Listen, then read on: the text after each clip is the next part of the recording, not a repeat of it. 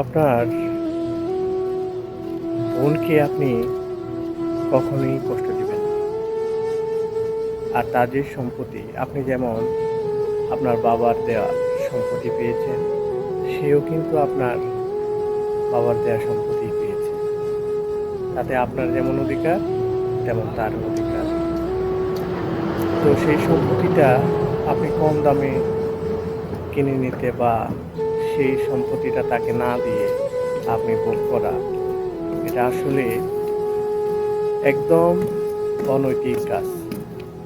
তাই আপনার বাবা আপনার বোনকে যেই সম্পত্তিটা দিয়েছে, সেটা তারই হক, তারই অধিকার। সে অধিকার থেকে, সেই হক থেকে তাকে কখনোই বঞ্চিত করবেন না। এবং যদিও সেই সম্পত্তি নিয়েও যায়, এটা তার বাপের বাড়ি, এখানে সে বড় হয়েছে, এখানে তার শৈশব, কৈশোর, তার জীবনকাল কাটিয়েছে।